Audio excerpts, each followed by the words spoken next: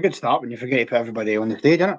Well, good evening, folks, and welcome along to the Friday night rabble here on the Rangers Rabble podcast. It may be Valentine's Day, but it's fair to say that there is still absolutely no love lost between the Rangers fans and Philippe Clement right now.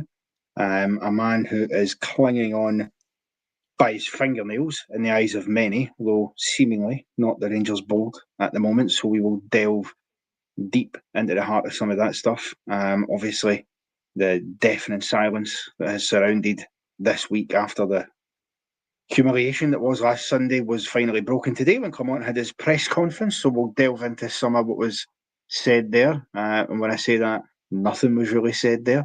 But we will certainly do our best over the next hour to chat through all things Rangers. And of course, there is a game coming up on Sunday away at Tynecastle, which I get the feeling that none of us are really looking forward to all that much. With me this evening to go over all things Rangers and severely annoy their other halves on this day, I have Stuart. Stuart, how are we doing? Very well, thank you. Welcome to Janet there, first new to the channel. That's great to see. GID is talking about something that's cooking. I think that was the WWE version he's talking about there. It's grand. But yeah, I'm all good. Yes. Everything good about Rangers. I know we probably sound trying not to make the show as negative as we possibly cannot make it be, but they can't help themselves. It's coming out. We'll talk about it later on. Obviously, the managers, pressers, Hadji's statement, Pete, Mr. Stewart's statement, ongoing. So yeah, it'll be fun for the next hour. Yes, absolutely. And of course, we have Lewis. Lewis, how we doing? I'm not going to lie, mate. I'm certainly not going to be putting in the same effort to not be negative because it's the same. Just one Philippe Clement press conference you see, and you see them all. He just spouts the same nonsense. It's just, it's dreadful to be a Rangers fan. There's certainly no love in the air at the moment on this Valentine's Day surrounding Rangers Football Club. But we'll see what we can try and drain any positivity out there. Yes, well, absolutely. And I've heard Ian Thompson saying it's the undateables on the pod tonight. Me a Valentine's card for us three. Well, I mean, Ian, I'm amazed that you've had a Valentine's card. I mean, your good lady is allowing you to be sitting watching podcasts on Valentine's night and commenting. So, you know. He got a cake. So. Oh, okay, all right, go then. That's all you need. A cake and some flowers for the garage. That'll do the job. Okay. Like you said, Lewis, putting in the effort to try and be overly positive is benign at this point, to be perfectly honest with you. I mean, it's very hard to be, and quite frankly, the way I see it is that those players didn't put in the effort on the park last Sunday. So, why should any of us bother putting in effort to try and praise them at this stage when they've been so poor? Now, that being said, you don't write it all of them off. Of course you don't. But today we did finally hear, Stuart, something from the club. I mean, astonishingly, after the worst result in the club's history at home in the Scottish Cup, this board, this club, this manager said nothing all week.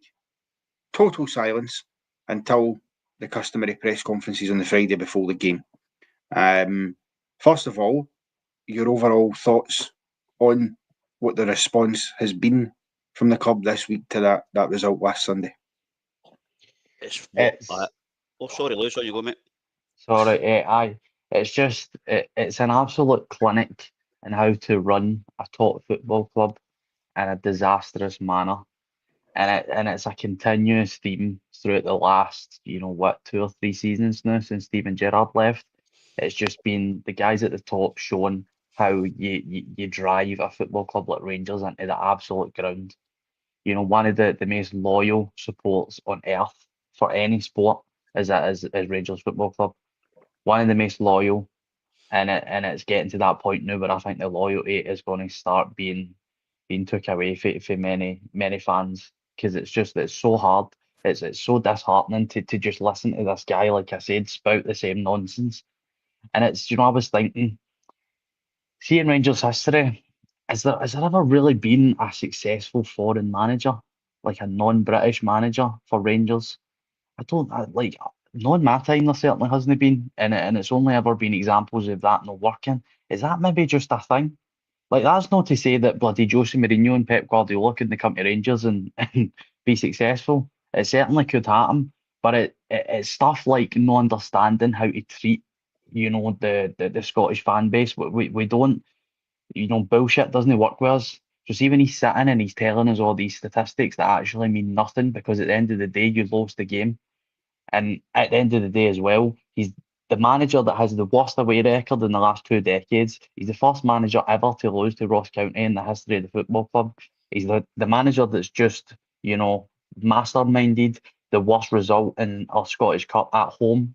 What is it, 50 years? 50 years it was Brecon at home. I think the last time we've lost to lower league opposition, 13 points behind. Yeah, 13 points behind. I mean, and people are saying advocate, before my time, so I definitely, but out with him, is there anybody else? I mean, all the recent ones have been failures, and it's just we had the same problem with Giovanni Van Bronckhorst, and he was a legend. Look at the lack of time he had given. I mean, come on, seriously, why is he still here? I just don't understand it. It's just it's strengthening people like me. Everybody likes to moan at me in the comments about being negative and never having a smile on my face. What do you want me to smile about? Because we have a decent run in Europe. Is that enough? Is that really enough? We're 13 points behind. Celtic could play their B team for the rest of the season and probably still win because we're going to drop more points, and it's because this guy is at the helm. And again, see when people pick on the players, I get that. They showed a total lack of interest against Queen's Park. If they half turned up, we would have won the game. But surely it's impossible that there's 20 plus players at this football club that are garbage. That is just impossible. There has to be a common denominator here, and it's the guy that's leading them. yeah. I mean, it's very hard, Stuart, to disagree with that. And in fact, a lot of the people in the comments are agreeing with it. Gallant, Gordon as well, saying bang on. I mean, he's halfway to my catchphrase there. He's not quite there yet, but well, it's fine. We'll let him off with it. But I mean, Stuart, it's like what it says. You can't. We keep being told, particularly this week, right? There's been stories come out, and the thing that annoys me, right? Always happens after weeks like this, and when there's no movement for the club, they allow social media speculation to run rampant, and that's what's happened this week. I mean, I think was it on Tuesday, there was posts being made by people on social media suggesting that Clement had agreed to leave the club, but had agreed to leave for less money than he would have got if he'd been sacked. That obviously was nonsense. We've seen it a couple of months ago as well. There was that whole WhatsApp rumour, which really picked up pace very, very quickly. And people were thinking, oh, he is actually gone. It wasn't the case. So surely the club have to get a lid on that. If you're going to back Philippe Clement, then come out and back him. For me, I don't think they should. But if that's what their decision is, that, you know what, we're going to keep him in post. Here's why we're going to keep him in post. I made this point after the Queen's Park game last Sunday night when I was on doing a podcast with Martin and Ian Thompson, and we were having a chat about it later on that night, that if the club are going to back him, they're going to have to come out and give us a reason why after that, because you can't think of one in your head other than financial, but we're being told it's not financial. So why allow that speculation to run rampant? Why not come out and say something? And I know some people saying, well, you can't back the manager twice in a month. I understand that. But then should we not take Patrick Stewart at his word, Stuart? He did say that, well, we know results have to improve. They didn't. We're out the cup. He said, let's take that point up first of all. So he said results have got to improve. But very, very wisely, he never said how long to wait. No, so that was his sort of like, he kept the door open that way, didn't he? No, given a time scale. You're right about social media and main source media going absolutely mental about certain things. 1.2 million to get rid of him. He's actually hanging on with his fingernails. He's he's agreed to go, but he's not going to go. So in my head, where is the Rangers communication officer? How is he or she not coming out to respond to these accusations that are flying at press conference? That's the very people, the press conference man, maybe. But so where are they? Why are they not coming and counteracting what either social media or the main media is saying? But as you said, it's just there's a reason. There's obviously more of a reason than financial on why he's still here. I think everyone's got their own thoughts behind it and their own ideas. Mine is that he was lied to when he first came in. He's then challenged the board. He's then come out. Remember, he came out a few months back and talked about having no money, getting this done, getting that done. It's another rebuild. Blah blah blah. It was after that then that they came out and said that they're going to give him an extra year in his contract. And my thinks of that is they've said, right, what we'll do is let's write this season off because we just write it off. But what we'll do is this season, year's contract, we'll add it on. So that's one of the reasons potentially why I think he's been given that extra year, because they've all went, right, see this season, forget it. Let's try and get the wage bill down, what he's done. Let's try and get the deadwood out, what he's done, some of it, and let's just finish second. And if we can win a trophy, great. But we're not going to now. Obviously, last Sunday put an end to that. So for the rest of the season ticket holders, what are we doing? Are we going in just to watch dead rubber games? Because I'm not going up I ain't getting up at 5 o'clock in the morning to jump on a ferry to come over to watch dead rubber nonsense. So yeah, that's the whole. I think the whole situation where we're in at the moment. Irrespective, I think, as Lewis said, Celtic can play their B team because we still won't catch them. I'm not going to go as far as Lewis say what Rangers can play their B team in Dundee United won't catch us. I'm not going that far. But I just think that the likes of United, etc., below us, they'll drop points as much as we will. So we'll finish second. Depending on, that all depends how many points we end up behind first place. That's my thoughts anyway. Yeah, I mean, look, the fact is, right, and many people will feel it and will say it. You can't keep going round in circles talking about what went wrong last week and what happened. You do. I mean, the manager said today in the press conference that it was all about, for him, a reaction in the next game. And it's been a long week, he says, and for the first couple of days, everybody was feeling it. The thing is, Lewis, and I know he's a man that you've defended on here quite a lot, and I've had some strong opinions about as well, in the opposite direction. But for me, the only person for the first time, in my opinion, in an awfully long time, who actually came out and just straight up called that performance and result for what it was after the game was actually James Tavernier when he done his post-match interview, when he was quite clear that it was totally unacceptable. He's the tone and the way he was with every question. It was you could tell that it actually hurt him, that he actually understood just how ridiculous that result was, especially his own miss at the penalty, which he owned up to and said he should have done better with as well. My question to you is, if our captain gets that and is able to be very clear on that, why does Clement seem to dance around it? Because to him, it all bleeds into one. It's like, well, he looks at this and goes, well, it's just another bad result like any other bad result. But it's not. This is a monumentally bad. This is a result that does not happen to Rangers. And he will sit there again today in the press conference saying, well, I think everybody knows that the result didn't really reflect the game. What is he talking about, Lewis? I don't get that. See, this is what I mean with my point about, you really can't pull the wool over the eyes of the the Scottish fan base. We're a very hardy bunch. We're very straight to the point. Beating around the bush doesn't fly with us. And it's been a thing with the last three managers that's been a criticism of Gio, Michael Beale, and Philippe Clement, that they try to pull the wool over the fans' eyes every single press conference that it goes badly, every single time. And one of the reasons that Steven Gerrard was adored here is because he just told you how it was, because he knew that when he went into press conferences, he was speaking largely to the fan base. He wasn't speaking to the 20 or 30 individuals in front of him, because they're just looking to get a headline. So when he goes into the press conferences and he's connoting information, it's to the fan base.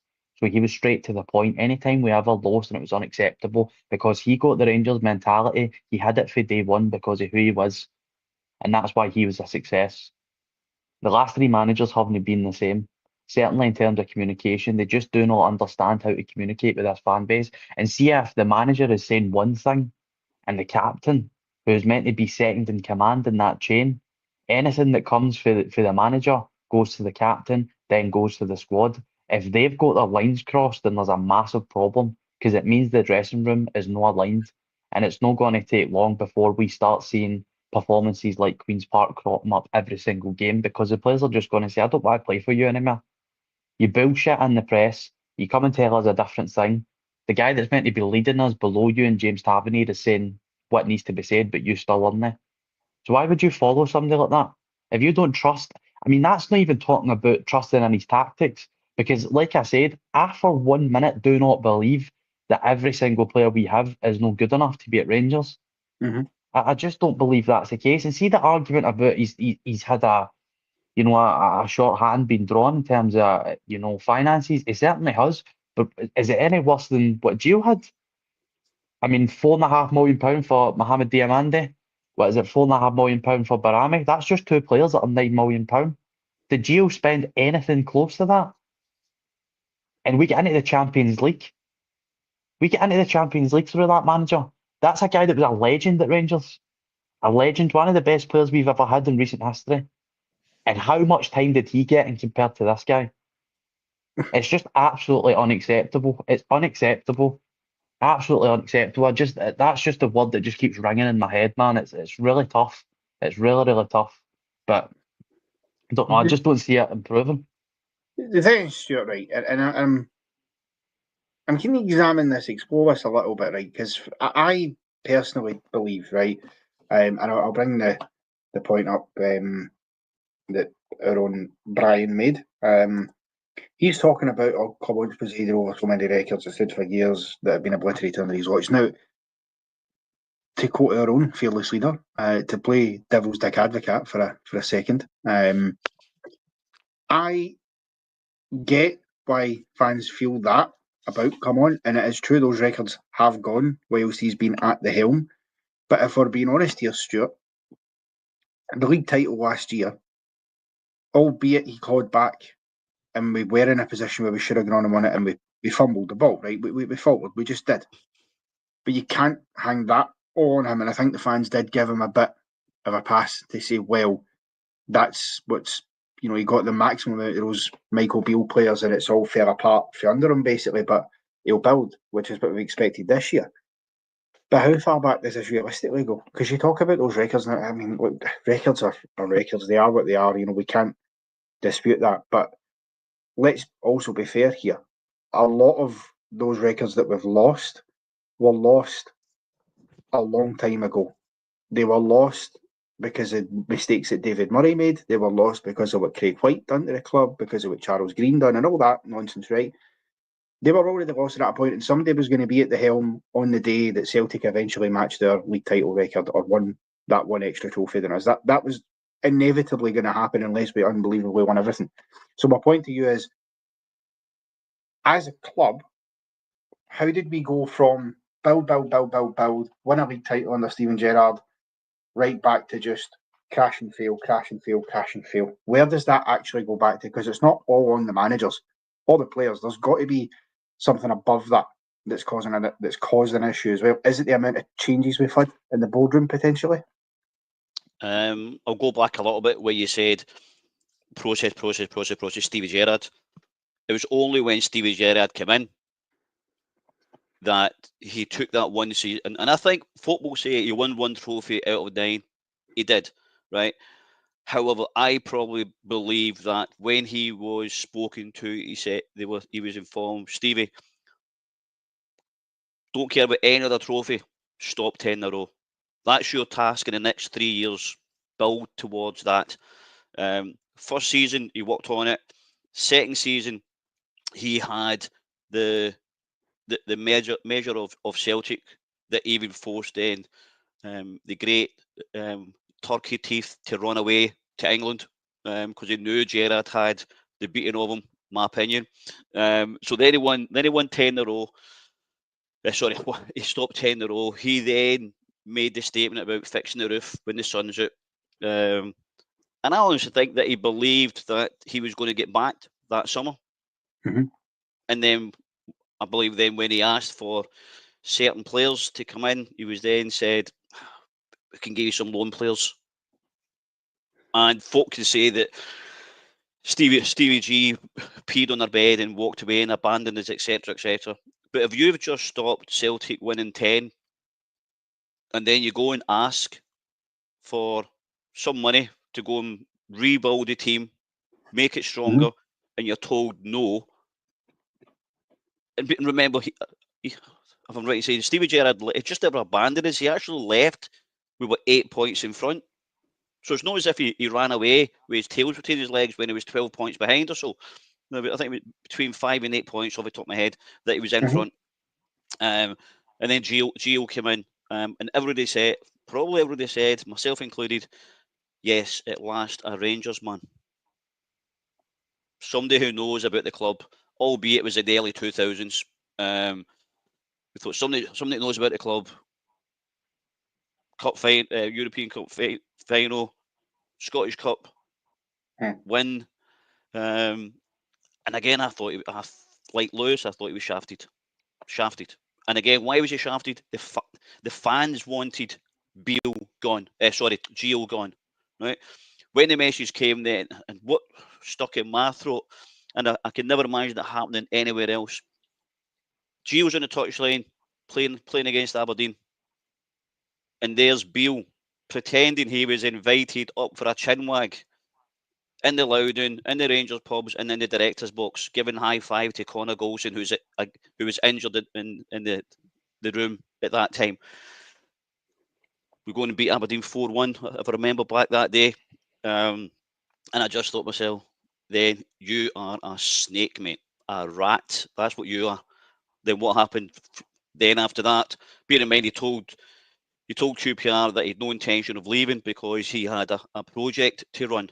So up he came to us, done what he done, and very quickly I realised that you were Gerrard's probably number 2, and was it maybe Gary McAllister that was a ticking box and was pulling the strings, and nobody even thought about Gary McAllister of doing the good stuff. And again, after that, who was it got Beale the sack? The fans. On and on and on.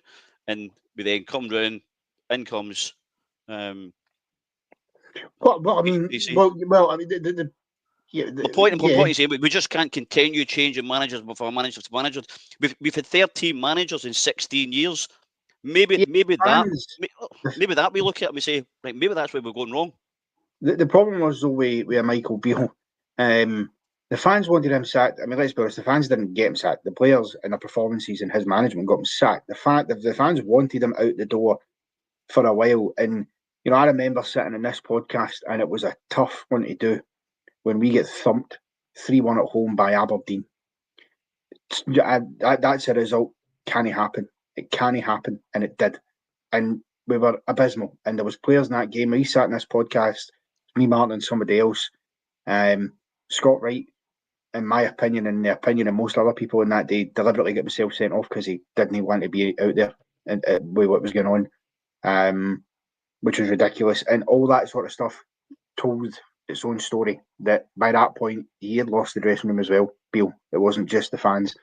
Now, when you look at the current crop, for me, the issue is you know you're not going to win a league title every year, right? We're no daft. I think we all understand that. That's the way Scottish football is. That doesn't happen, right? Even Celtic won't. There will come a year where we win the league title again. I guarantee you that. When that year comes, I don't know, but I guarantee it will come. But I look at it and I say, well, there is knee-jerk reactions that happen because Gio's the example for me of he, as Stuart says, Lewis, he was harshly done by.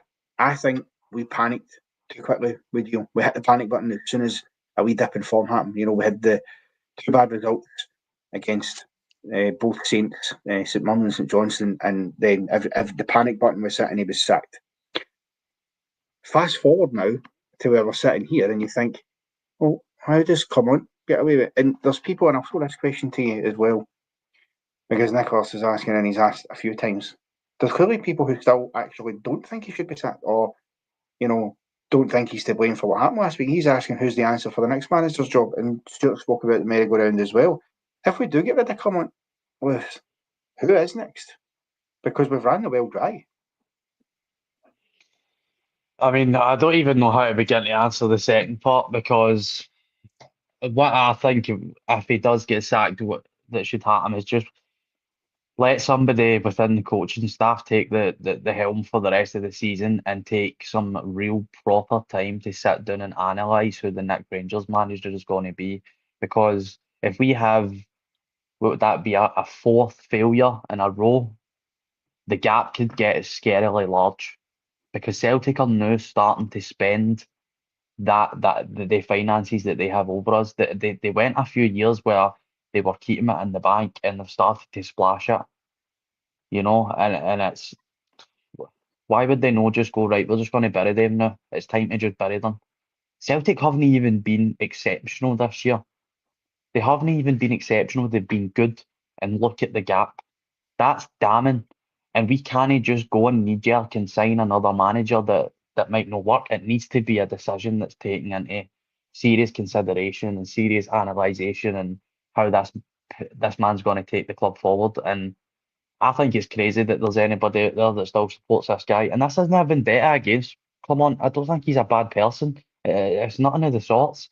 And listen, it doesn't necessarily mean I'm saying that he's a bad manager either, because that's clearly not true. You can be a good manager and just not be a good fit. They two things can be correct. Like you can be a bad manager and go and be a success, and you can be a good manager and be unsuccessful. And I just don't think Philippe Clement's style of football fits Scotland. It suits Europe. And it was a similar issue with Gio as well. That was one of the biggest issues we had with him is his style of football was very slow and predictable. It was very side to side and it just wasn't physical enough. The physical drop off from Steven Gerrard's team to Gio's team was massive, and I think that's why we struggled. Because we were good on the ball, we couldn't keep up on fitness. I mean, I think oh, But it's so actually, difficult. just to come back in it, you're right, because something you said there, is that not, and again, this is me playing devil's dick advocate, is what you said there not potentially actually a reason just to keep Clement in place to the end of the season? Because you're saying there about, well, you have to get it right, you have to, go through a proper process and make sure that you take your time to get it right. Well, given that we're already out of both domestic cup competitions, Europe will take care of itself. It always does, because for whatever reason, Rangers turn up in Europe. It's the only place they do turn up consistently, in fact. And as I say, with the league probably being done, and we will finish second, as Stuart said, there's not much more damage you can do. So do you just suck it up and go, right, well, you keep them to the end of the season, whilst in the background, you're drawing up your list of candidates to go and look at in the summer? No, I don't think so. And I think there's a few reasons why. I mean, first of all, I just simply don't think Clement deserves it. Like, this is a very, very high level job in football, is being the manager of Rangers. And if you committed some of the sins that he's committed in his time in this job, then simply just doesn't deserve it, first of all. Second of all, it gives you scope, right? So see if a new manager is signed earlier, it means that he gets to come in and experience it before pre-season, and it makes him better prepared for getting into next season. So it might not happen. We might take that full time, but it means that a manager could come in and have a couple of months to see what it's like, being under fire, and it might not be as much of a shock if we do, hit a wee hurdle under the new manager next year. And just see the third point, just psychologically for the fan base and for the players and everybody involved with the football club, I just think we need a change. We all need a change. Everybody linked with the club needs a change. It's just becoming really toxic, and it just needs to change before it reaches really, really bad levels of toxicity. But that's Yeah, just my opinion. So I mean, yeah, he's not wrong, Lewis, Stuart. He really isn't. I'm just trying to find. I started the bloody thing and I can't. I can't find it. Somebody made a comment. My apologies for not being able to find it, but by all means, put your name and let me know. But is there another side of this we have to actually take a step back as Rangers fans and take ourselves out of that, bubble of, this is Rangers, this is, what we all know and expect and should be. Somebody made a comment that since we won 55, Celtic have spent £140 million. Now, that's not a net spend as such, because of course they brought in a lot of money for players they sold on from that season, particularly, it was like £25 million, I think they got for Odson Edward, amongst loads of other money they've brought in for others, which has enabled, in part, alongside Champions League money, them to spend that. But in terms of just brass tacks, how much they've physically spent on players without, drawing up spreadsheets and doing the business accounts for them, it is £140 million. We've spent 40 million since then.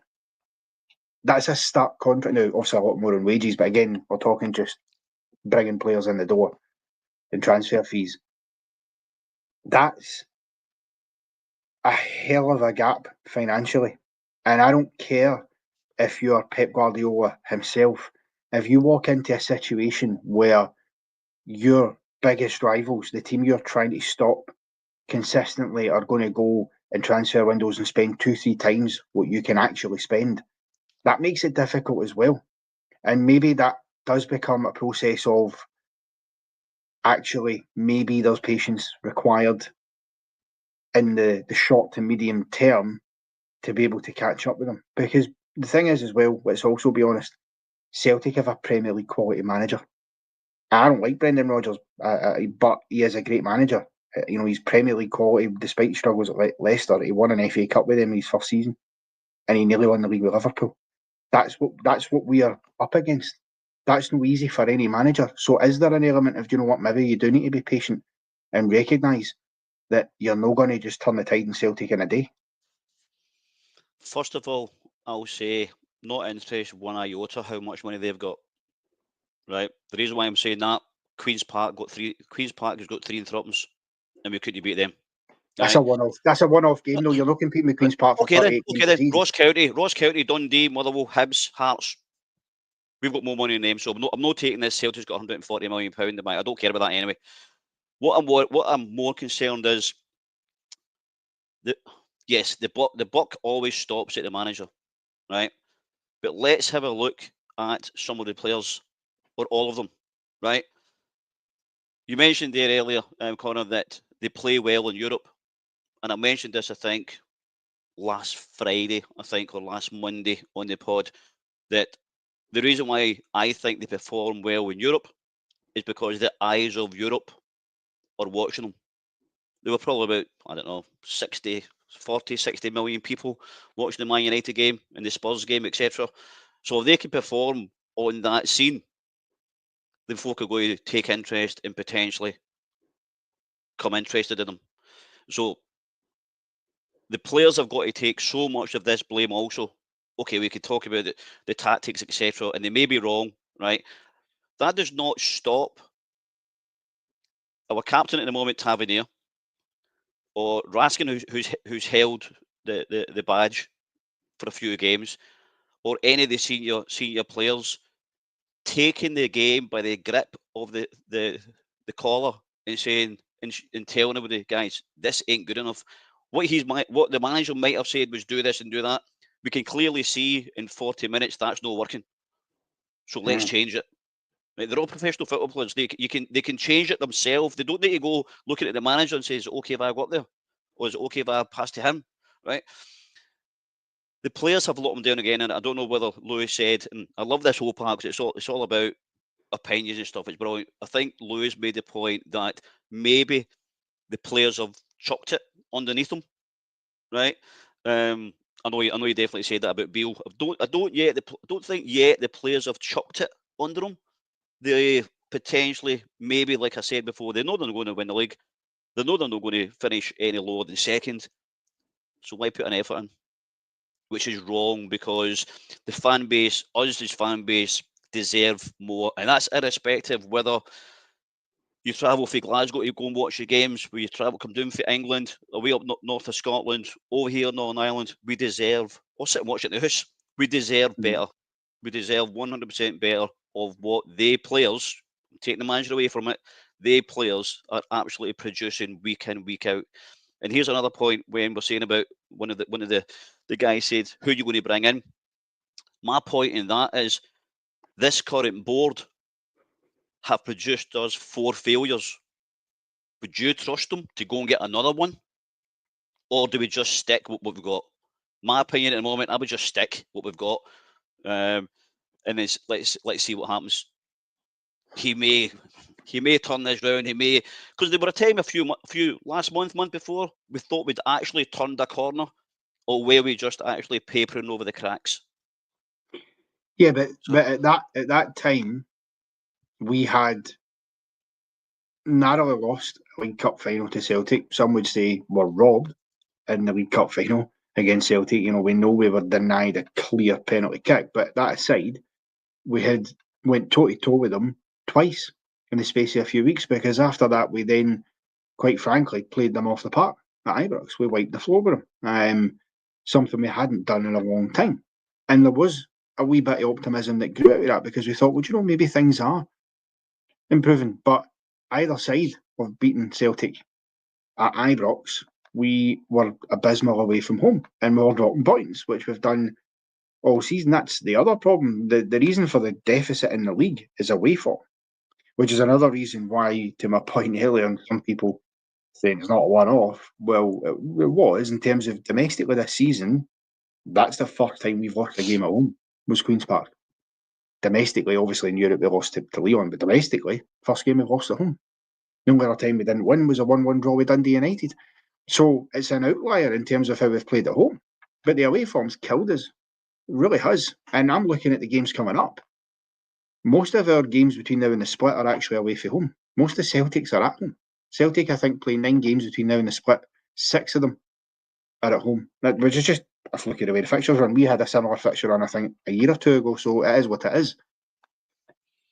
And the good thing with that, Connor, is if we hadn't been 13 points behind and we were quite close to them, then is that their home games and their away games turn, they come the serious part of the season. We've got the home games and they've got the away games, but we've just it's Connor to say we've blew it. We blew it. I think we probably blew it when we drew 0-0 at Tynecastle first game of the season. We already gave them 2 points at start. Yeah. Well, I mean, the ultimate truth is, right, whatever way you look at this debate, and people will have their opinions in either side, and that's absolutely fine. That's what we're all about. We are a podcast. At the end of the day, it's a game of opinions, whether people agree with them or they don't. And I think we all have to now look at what comes next, what actually is left to play for. Now, 13 points at this stage of the season, mathematically, doesn't put the league out of your reach. Realistically, however, it does. But if you're a player, to look forward rather than backwards at this point in time, if you're a player on Sunday, starting from them when you go to Tynecastle, do you not have to go out on that park and still believe that there's a chance of salvaging something in the league? As far-fetched as it is, you as a player at least still have to believe that and go, do you know what? We can't do anything about that cup result anymore. But if we can go and win every league game between now and the end of the season and just set yourself a target even, then there's a chance. It's slender, but there's a chance. Maybe they slip up. Because bear in mind, one of those league games would include a trip to Parkhead. I mean, it would be nice, wouldn't it? It would be nice to sit here and think that every player at Rangers right now has that mentality, but they clearly don't, because this wouldn't be happening if they had the mentality that you've seen in old and Rangers. There's very few people that exhibit that mentality. And do you know what? It's a bit of a dying breed in football now. You don't get Roy Keanes very often. Like they're few and far between. But that's why you need a Roy Keane type character to be your manager. That's why, like I said, I just keep. It's like I'm repeating myself, because the last three managers they all have the same issues. It's all very, very similar. It's all deja vu material. If they have a weak mentality, it trickles down into the squad, and that is looking to me what is happening again, and it's exactly what happened under Michael Beale. Exactly the same. And it's just, I just don't see the point in continuing to suffer. Because you know what? See, at the end of the day, Celtic almost blew it last year. Almost blew it. But you know what the difference was? We were on like an unprecedented run of form in the league. Was it like a 12 game run or something we went on? Mhm. I think we'd only dropped points once, and it was away at Equatorial, and then we get beat off Motherwell, and that was it. That was it. It all crumbled. And look, anybody that supports Clement, I understand maybe you cling on to last season because there was stuff there. But we were also saying last season that we're winning games, but the football is kind of terrible, and we kind of don't have a clue what we're looking at here. It was just kind of hoof it and hope. And has Yeah. there been any improvement? Can anybody still sit here and tell me how Rangers play? How do we play? What are our tactics? What is it? Just get it to Igaman, get it to Cherny, get it to Hadji, and hope that they do something. That is a sign of a very, very poor football manager that relies on individual brilliance. You can't do that in Scotland because the talent level isn't high enough. So you need to have good tactics for an entire squad so that everybody plays well. And I've seen somebody saying that, I'd made a comment that he hadn't improved any players individually, and I do genuinely believe there is like less than two players that he's actually improved. And they mentioned Igaman and Raskin. First of all, Raskin had already started performing under a different manager. And then how long did it take Raskin to actually be given a chance again? If Clement could spot that Raskin was that player, why was he not playing? Because he came back from injury for months. For months. He barely got any minutes last season near the end. So that's nonsense. And then Igaman, why did it take Igaman until like the middle of December, start of December to make his first start? I get that he's coming for an amateur level league compared to the SPL in Morocco, but surely if his talent level's there, he should have been given more game time before then. So let's not sit here and act like he's the messiah at analysing talent, because he certainly isn't. I can't think of any player. I mean, what, Jeffy, maybe? Is that it? He's fell off a cliff, mate, isn't he? It's just why persist? Why persist? I don't get it. No other Rangers manager in history would survive this. No other Rangers manager in history would have survived everything that happened before January. It has since got worse since January. Yeah.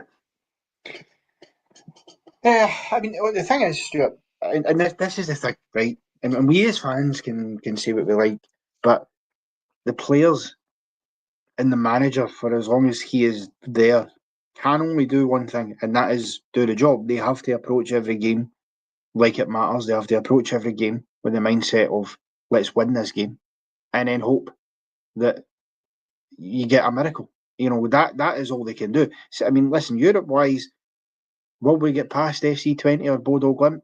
Do you know what? Probably we will, because the second leg's at Ibrox, and if we keep our noses in the tie away from home, then yeah, we will probably deal with that at Ibrox. But domestically, there's a few months left of the season. The players can't just down tools now, because as safe as second is, you can't be then finishing 20, 30, 40 points behind Celtic in second place because you're down tools. So that is all they can do, isn't it? It's just go out there and keep winning. I mean, look, I think it's Celtic next week. Well, this week they're Dundee United, but I think next week they go away to Hibs, who are in decent form. That could be an opportunity to call back points. Probably won't be, but it could be. The issue is, can we take advantage of it? Because every time Celtic do drop points, we tend to drop points straight after it. Well, he's we all love stats, don't we? Here's one for you. We go to Tynecastle on Sunday. In the past 5 games, Hearts have scored 14 goals and lost 4. We've scored 9 and lost 3, I think. So, yeah, in the past 5. So remember, they put 6 past Dundee and they put 3 past somebody else, etc. Yeah, so 14 for 4, we're 9 for 3, and we know what our away record is like. I'll probably say, and I'll put my head in the line here, I'm going for a draw, but I'll probably say first goal is winner. I know I've probably contradicted myself there because I say I'm going for a draw. Just going to be these stats, 14 and 4, 9 and 3, but I am going to say first goal is a winner. Do you know what? And up your neck of woods, it's no 10-20 winner or something like that. It's first goal is a winner. 10-20 winner, jeez, oh, that's a flashback of my childhood, that, by the way. Aye. Oh, dear.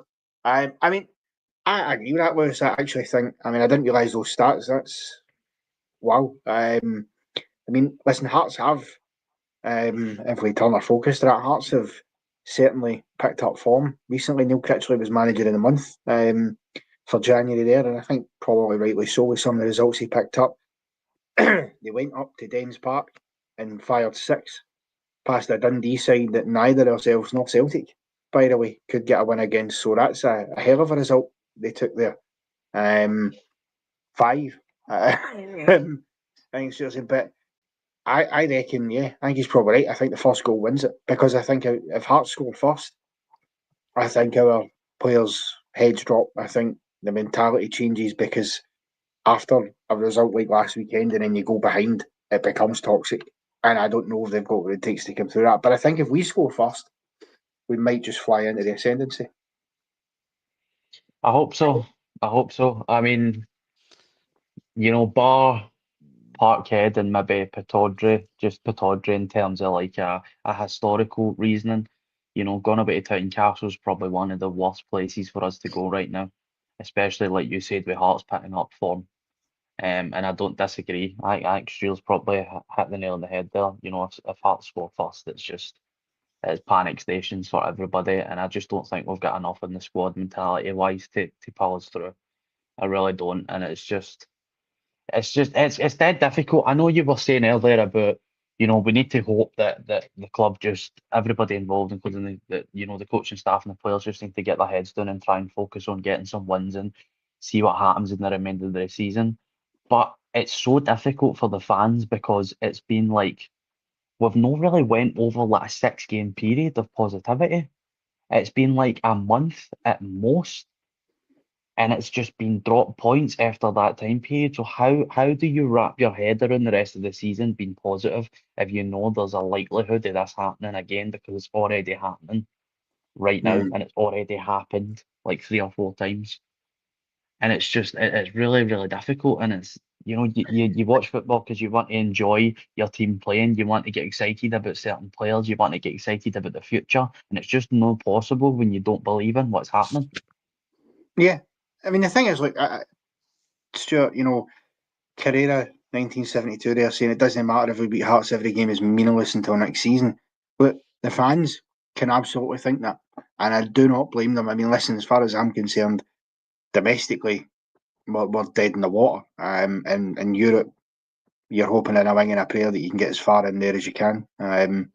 But my point is, Stuart, we can think that as the fans. The players can't think that.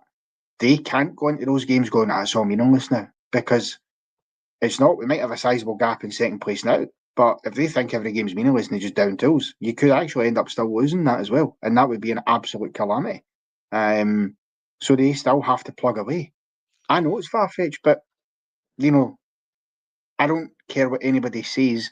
If I'm playing for Rangers Football Club, which would be an absolute dream for me, there is not a single game of football, including a pre-season friendly, that I'd don that jersey and walk out onto a park and think is meaningless as a player.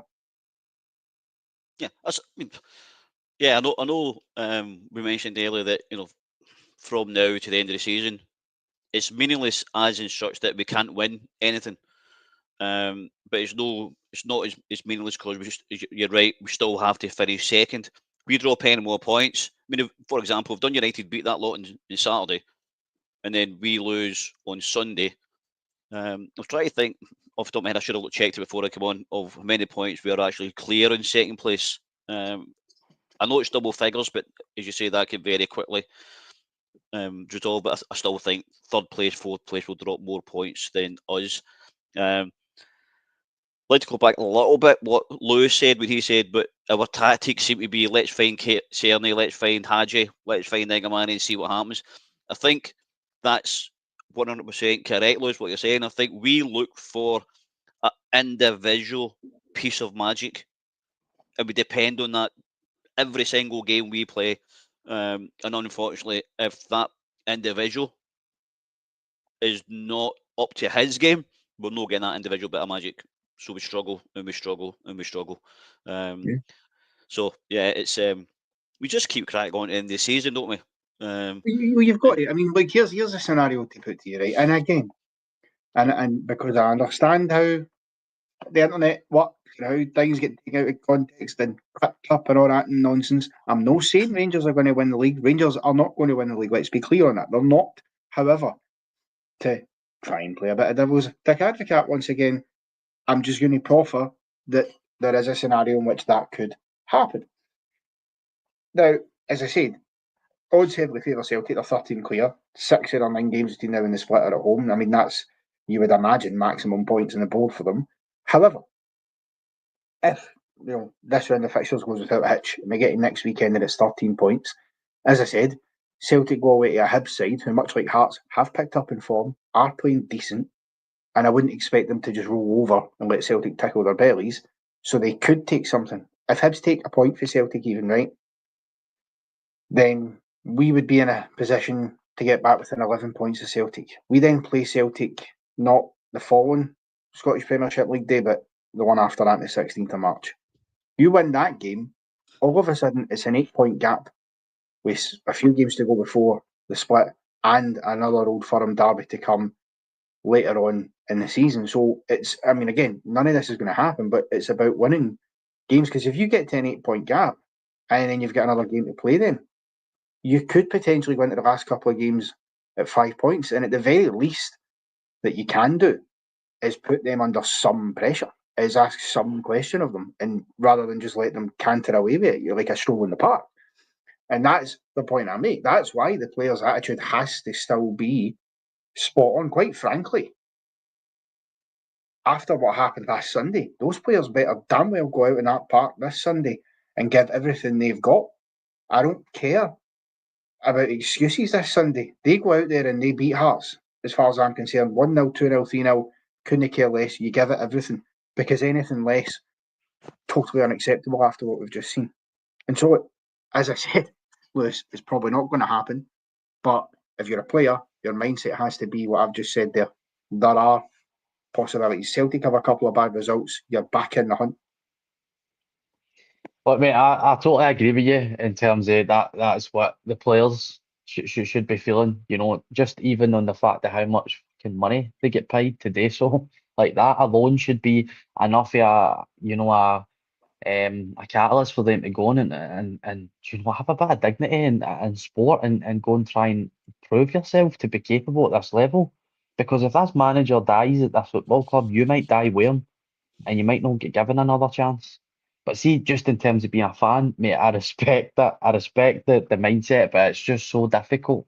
It's so difficult because there's 2 All Firm games left, isn't there? We win both of them, which, let's be honest, that's not going to happen anyway. But if we win both of them, that's still 3+ games that Celtic need to drop points in, and they need to lose at least 2 of them for us to be in within a chance. And that's, betting on the fact that we win every single game. So it's just an impossibility. It's just as simple as that. It's just an impossibility domestically. And for the fan base, all we have to look forward to if this guy stays is Europe. And it's getting to the point where I just say, do you know what? Just go for Europe. Just go for Europe. Just do it and go and try and win the Europa League. It's the only thing that's going to change anything. It's the only thing. Yeah, maybe. Look, as I say, maybe I'm trying to spin things. Maybe I'm just trying to tell myself there's still something right. But I just think you're right. It is a tall order. It's a massively tall order. And nigh on impossible. But if you take our 2 games out the equation against them and say, right, well, we can directly control those games if we perform and we can go and win those games, you're looking for 3 favours, or 2.5 if you get a draw, right? Which is unlikely. Absolutely, it's unlikely. But Celtic don't have to lose all 3 of those games.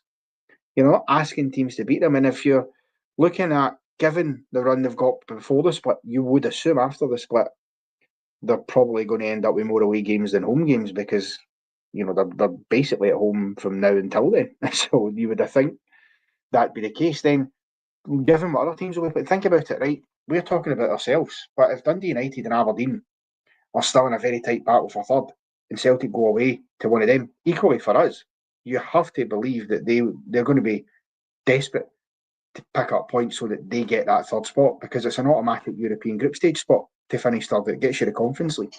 And, for Dundee United coming for the Championship, that would be unbelievable. For Aberdeen, it's a must, quite frankly. So, I mean, Stuart, it's all, as I say, a bit of a wing and a prayer. But, again, that's all we can do.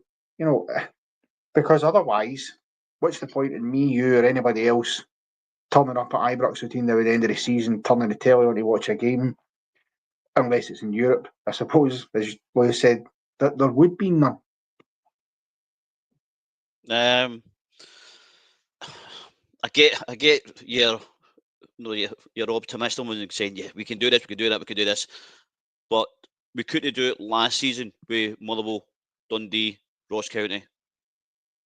Them at Ibrox, we drew 3 each. And we couldn't do it then when we had something really to play for. So the chances of doing it now, because we would have to go undefeated from now to the end of the season. If we're talking about that, and we're probably potentially losing points in 2 days' time. It's the same as when Patrick Stewart came out and said, we're going to keep an eye on results, and they need to improve. 2 games later, we get beat for Queen's Park. So it's one of them that let's just fight for second because we know that's what is in our hands, and try and close the gap. If we can get it down to single figures, I'll be over the moon. I know that sounds a bit defeatist, I suppose, but realistically, we're 13 at the moment. So if we can get that down to single figures, 9, I'll be over the moon. Yeah, absolutely. Do you know what? Right, and I'm going to say this right now, and I'm because it needs addressing from a couple of folk, right? I had said before I went in to make any of my comments, Rangers are probably not. In fact, Rangers are not going to win the league this season. What I'm doing is I'm trying to proffer ways which it could happen. The reason I'm doing that is simply because, as the Catalyst said, I don't want to see my club losing games. I still want to, and I always will when I'm watching Rangers play, watch Rangers win games of football. I don't care whether it's futile or not. That's just the nature of the beast. And my point is not about the fans and what the fans think and the fans' mentality can be defeatist. That's fine. We all know. Every Rangers fan knows that it's dead in the water. But as I have repeatedly said, the players themselves cannot adopt the fans' mentality because I won't accept the players going and losing 50% of the games between now and the end of the season, 60, 70, 80%, and I'm going to lose all the games because they don't matter.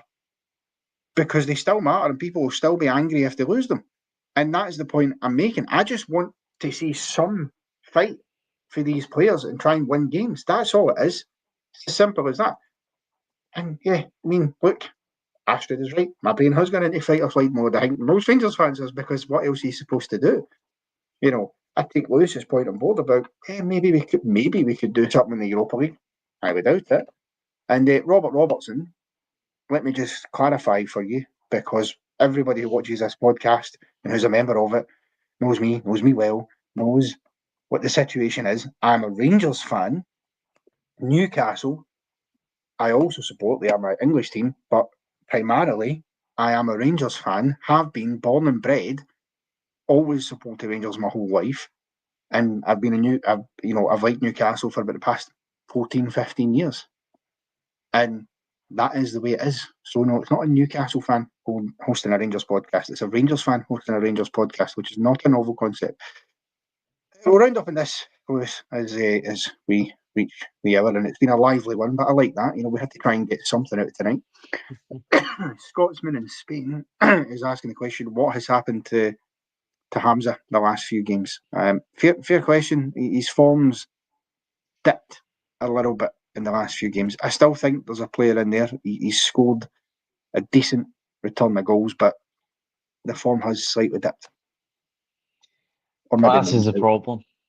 This is the problem. Like, people are just going to start turning on players because, that they went for pulling this guy out of jail to just playing like the rest of the team. Like, Hamza Agaman is a special footballer, a special footballer. I made my remarks on this boy very early on, and I'm not budging for it. Like, he is an unbelievable talent. You give Clement credit where credit's due, even though it probably wasn't even him that scouted him. It was probably that somebody else was in the club. But he is a special footballer. He's that in the last few games, but do you blame him? Do you really blame him? Like, this is what I'm saying. Like, there's so many players. I think Mohamed Diomande is a fantastic footballer. I think he's a fantastic footballer, and if he left Rangers and went to a decent team with a decent manager, we'd rue the day that he left the football club. And I think that would happen with a lot of players in this squad because they're not being utilised properly under this guy. I mean, we spent £4.5 million on Bayrami, and he's not kicked his arse in about 4 months. This is a guy that played no bad in Serie A for a mid-table team in Sassuolo, and he can't come here and play well. I don't understand it. I get it. It's hard to know because you just want to cling on to everything. We're all raging. We're all pissed off. We all want to be negative, and I get that. And this is exactly why this guy just needs to go because he's bringing the entire club down. It's not just a case of he's underperforming now. It's now a case of he's having a long-term effect on the entire football club now if he continues to stay this season because it's going to get worse. There's absolutely no evidence to prove it's not going to get worse and it's going to get better. No evidence at all. And to sit here and say, oh, well, everything's done anyway, so you may as well just let him ride it out. That's nonsense. That's just absolute nonsense. And I know I sat here and said you just get it to a caretaker so that you can spend more time looking for a manager, but that's so that you have room in case you do find that manager within shorter time period that can come in just now or in the next month or in the next 2 months and start implementing their ideologies into the team. Because this guy just is not suited for Rangers. It's not going to get better. It's not going to get better and it's just going to get worse. Because there's nothing, like I said, there's nothing to show that he's going to improve. Yeah. Okay, folks. That'll do it for today. And just for the sake of clarity, as JD says, Robert Robertson, I'm aware, I am familiar with you. I see you in the comments, but there are people in the cheap seats, people who are the hard of hearing at the back who like to take a pop who don't actually understand it. So I was explaining it for them, not so much you. I do get it, mate, and I appreciate your contribution, so don't you worry about that. As you can tell, not a lot of love in the air tonight on this particular show. However, I have still thoroughly enjoyed having the chat with Stuart and Lewis, so thanks very much, guys. Stuart, for stepping into the brig. Lewis, as always, a pleasure.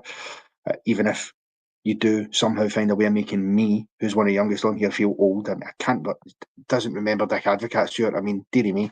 No chance of remembering Walter Smith then and his tactics sometimes. But he was winning, so he got away with it. So yeah, but that's another programme.